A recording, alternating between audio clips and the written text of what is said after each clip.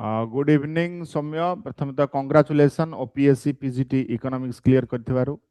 बहुत बहुत तुमको बहुत आवरी लाइफ रे बहुत आगु को जाओ, बहुत आवरी ना करो। सो मते प्रथम को तमे तमर जो प्रिपरेशन स्ट्रेटजी थिला ओपीएससी पीजीटी इकोनॉमिक्स रो, तमर वर्तमान जो रिजल्ट आसले तार तमर रैंक केते थिला? Thank you sir. प्रथम सर आपन को धन्यवाद आ नमस्कार। मोर सर 119 थिला रैंक। हाँ आज्ञा सर।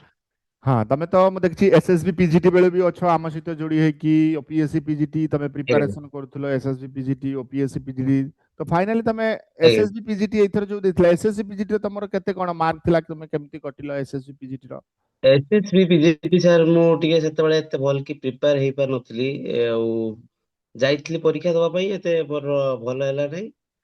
तेणु ମୁଁ ଭାବିଲି ମୋ ପାଖରେ ତ ଲାଷ୍ଟ ରେ ପିଜିଟି ପାଇଁ ଗୋଟେ ଚାନ୍ସ ଅଛି ଓପିଏସସି। ସେଇଟା ପାଇଁ ଟିକେ ଭଲ କି ପ୍ରିପେୟାର କରିବି ବୋଲି ଭାବିଲି, କିନ୍ତୁ ଟିକେ ମାନେ ମୁଁ ଟିଚର ଅଛି ବର୍ତ୍ତମାନ। ଆଉ ତା ସହିତ ମୋ ୱାଇଫ ବି ସିଏ ବି ଟିଚର ଅଛନ୍ତି। ଆଉ ତମେ କୋଉଠି ମତେ ହାଇ ଟିକେ ସ୍କୁଲ ଟିଚର ସେଇଥିରେ ଅଛ?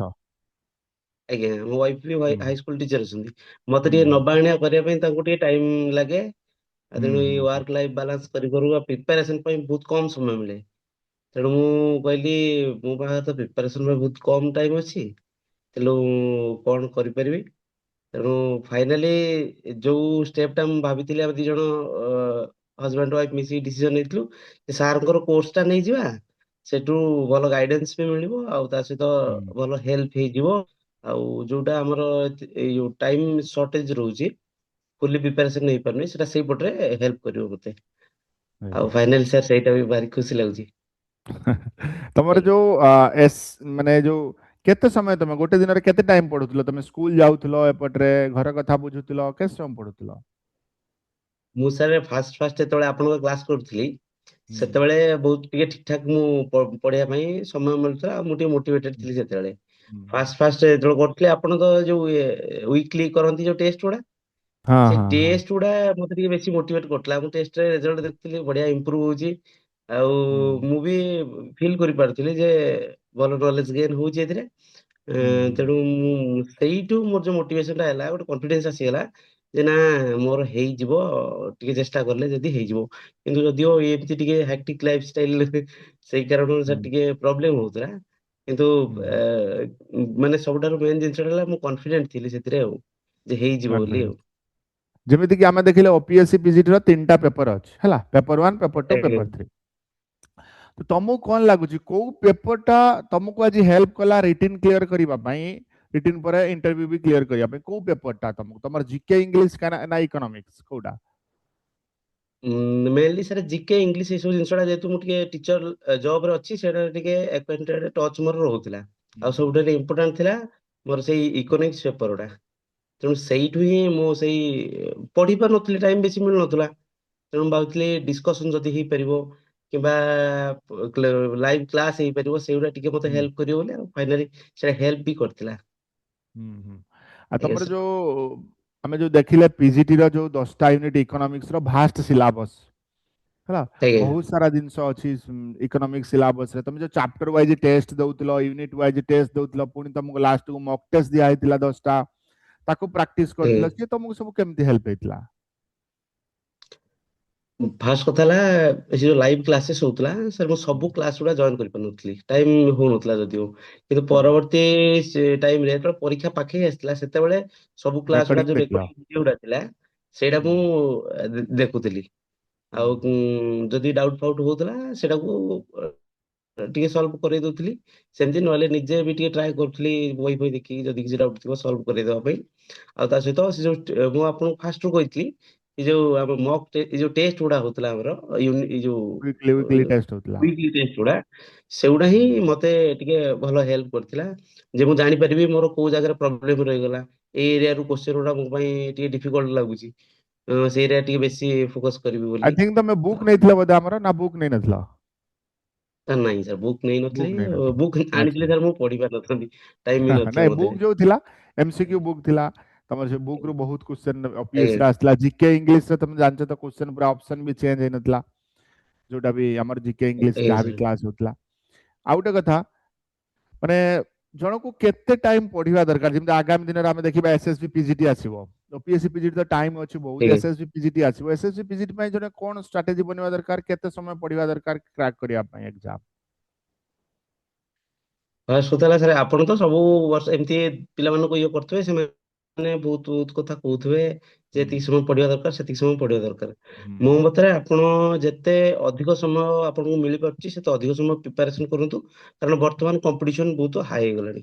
ଫାର୍ଷ୍ଟ ହୁଁ କଥା ହେଲା। ହୁଁ ଆଉ ସେକେଣ୍ଡ କଥା ହେଲା, ମୁଁ କହିବି ଅ, ଯଦି ଜଣେ ବହୁତ ଏଇଭଳିଆ ସିରିୟସ ସିଚୁଏସନ ଅଛି ଯେ ତାକୁ ଟାଇମ ବେଶୀ ମିଳୁନାହିଁ, ତାହେଲେ ସେ ଫୋକସ କରିବା ଦରକାର। ଯେତେ ବି ପଢୁ, କିନ୍ତୁ ସବୁଦିନ ଆଟଲିଷ୍ଟ କିଛି କିଛି ଟାଇମ ଦେଇପାରୁ, ଯେମିତି ମାନେ 2-3 ଦିନ ବନ୍ଦ ନ ହଉ, କାରଣ ସେ 2-3 ଦିନ ବନ୍ଦ ଟା ପୁଣି ଆହୁରି 3-4 ଦିନ 5 ଦିନ ଏମିତି ଲମ୍ବା ହେଇଯାଇପାରେ ଗ୍ୟାପ୍ ଟା। ତେଣୁ ସମସ୍ତେ ଫାଷ୍ଟରୁ ହିଁ ଯଦି ଯେତେବେଳେ ପ୍ରିପାରେସନ ଆରମ୍ଭ କରୁଛନ୍ତି, ସବୁଦିନ ହଉ କିଛି ବା କିଛି ସମୟ ହଉ ପଛେ, ମନେକର ଆଜି ମତେ ଟାଇମ ମିଳିଲାନି, ଅଳ୍ପ ସମୟ ହଉ ପଛେ ପଢିଲେ ଟିକେ ଭଲ ମାନେ ଗୋଟେ ହେବ, ମାନେ ଟଚ୍ ଟା କନସିଷ୍ଟେନ୍ସି ରହୁଛି ମେଣ୍ଟେନ ଆଉ। ରହିବା ଦରକାର। ଆଜ୍ଞା ଆଜ୍ଞା ଏକ୍ଜାକ୍ଟଲି। ଫାଷ୍ଟ ସିଲାବସ ସାରିବ, ତାକୁ ରିଭିଜନ କରିବ, ତାପରେ ଟେଷ୍ଟ ଲଗେଇବ, ତାପରେ ଯାଇ ତମେ ଏକ୍ସାମ ପାଇଁ ରେଡି ହେଲ, ନୁହଁ କି? ତ ଏଇଟା ଆଜ୍ଞା ରହିଲେ ଜଣେ ଆରାମସେ ସକ୍ସେସ ପାଇପାରିବ, ସେ ଏସଏସବି ଆଜ୍ଞା ପିଜିଟି ହଉ ଓପିଏସସି ପିଜିଟି ହଉ। ଆଜ୍ଞା। ହୁଁ। ଆଉ ଗୋଟେ କଥା, ମାନେ ତମେ ଯୋଉ ପଢିବା ଜର୍ଣ୍ଣି ଭିତରେ ତମେ ତମେ ମତେ ଗୋଟେ କଥା କୁହ, ତମେ ପିଜି କୋଉ ଇୟର ତମର ପିଜି କମ୍ପ୍ଲିଟ ହେଇଥିଲା? ମୋର 23 ରେ ସାର୍, 23 ରେ ପିଜି କମ୍ପ୍ଲିଟ ହେଇଥିଲା। ଡିଷ୍ଟାନ୍ସ ରେ କରିଥିଲ ପିଜି ବୋଧେ, ହାଇସ୍କୁଲ ଟିଚର ଥିଲ ମାନେ ଆଜ୍ଞା ଡିଷ୍ଟାନ୍ସ ଆଜ୍ଞା, ରେ କରିଥିଲ। ଯେହେତୁ ମୁଁ ଜବ ରେ କୋଉଠି ଅଛି ପିଜି ଆଉ କରିଥିଲ? ମୁଁ ରେଗୁଲାର କରିପାରୁଛି। ତମେ ଇଗ୍ନୋରେ। Graduation honours, graduation economics honours ଥିଲା ତମର? ଇଏ ସାର୍, ଇଏ ସାର୍। ହଁ, ଗ୍ରାଜୁଏସନ ଇକୋନୋମିକ୍ସ ଅନର୍ସ ଥିଲା। ଠିକ ଅଛି, ବହୁତ ଆଜ୍ଞା ଖୁସି ଲାଗିଲା ତମ ସହିତ କଥା ହେଇକି।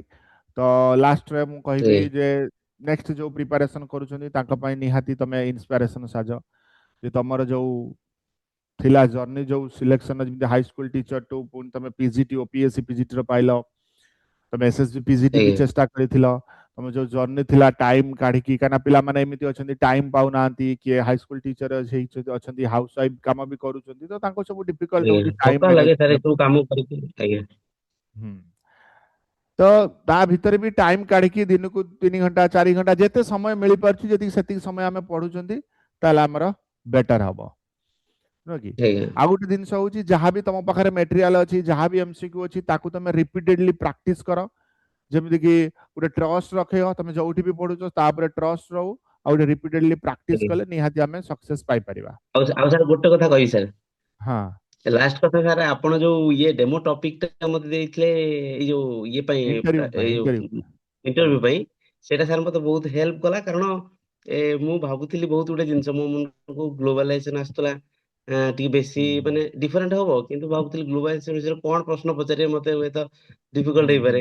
ତାପରେ ଭାବୁଥିଲି ବେଶୀ ସହଜ ଆସି ଡିମାଣ୍ଡ ଫିମାଣ୍ଡ ଉପରେ କରିଦେବି କଣ, ଲାଷ୍ଟରେ ଆପଣ ହୁଁ ଯେତେବେଳେ ଇନଫ୍ଲେସନ ଟପିକ ଟା ଦେଲେ, ମତେ ଲାଗିଲା ନା ଏଇଟା ଗୋଟେ ବାଲାନ୍ସ ଆସୁଛି, ନା ବେଶୀ ଡିଫିକଲ୍ଟ, ଆଉ ନା ବେଶୀ ମାନେ ଏମିତି ଇଏ ଲେବୁଲ ଯେ ଭାବିବେ ଏମିତି ତରବରିଆ ପ୍ରିପାରେସନ ହେଇକି ଆସିଛନ୍ତି ବୋଲି। ସେଇଟା ଭଲ ଲାଗିଥିଲା ସାର୍ ମତେ। ବହୁତ ମାନେ ସିଷ୍ଟମାଟିକ ନୋଟ୍ସ ବି ମିଳିଥିଲା ଇଣ୍ଟରଭ୍ୟୁ ପାଇଁ। ଆଜ୍ଞା ମାନେ ଆଜ୍ଞା ଆଜ୍ଞା। ଯୋଉ ତମେ ତ ମକ୍ ଇଣ୍ଟରଭ୍ୟୁ ପାଇଁ ଆସିନଥିଲ ବୋଧେ? ନାଇଁ ସାର୍ ନାଇଁ, ଆସିପାରିନି, ମକ୍ ଇଣ୍ଟରଭ୍ୟୁ ପାଇଁ ତମେ ଆସିପାରିନଥିଲ, ବଟ୍ ଜବ୍ ଯୋଉ ପାଇଁ ଆଜ୍ଞା। ହଁ ଯୋଉ ନୋଟ୍ସ ଥିଲା, ଯୋଉ ନୋଟ୍ସ ତମକୁ ବହୁତ ହେଲ୍ପ ହେଇଥିଲା ଇଣ୍ଟରଭ୍ୟୁ, ପେଡାଗୋଜି ନୋଟ୍ସ ହଉ ବା ଇକୋନୋମିକ୍ସ ର ଯୋଉ ତମର ଇକୋନୋମିକ୍ସ ର ଇଣ୍ଟରଭ୍ୟୁ ଗାଇଡ ବି ତମକୁ ଗୋଟେ ମୁଁ ଦେଇଥିଲି, ତ ଯେତିକି ବି ଆଜ୍ଞା ଆମର ସବୁ ପିଲା ଥିଲେ ଗାଇଡ ଦେଇଥିଲି। ତ ଯାହା ବି ହଉ, ଆଜ୍ଞା ନିହାତି ତମର ତ ପରିଶ୍ରମ କରିଛ, ତମେ ପରିଶ୍ରମ କରିଛ ବୋଲି ଆଜି ଏତେ ବାଟ ତମେ ପହଞ୍ଚିଛ, ଆଗକୁ ଆହୁରି ବହୁତ ଆଗକୁ ଯାଅ। ତ ସେଥିପାଇଁ ତମକୁ ଆଜ୍ଞା। ଆଉ ଥରେ again congratulation, so thank you thank very much for giving the time. Okay, thank you. You sir. ଆଜ୍ଞା ରହିଲି ସାର୍, ନମସ୍କାର। ହଁ, ନମସ୍କାର। ଆଜ୍ଞା।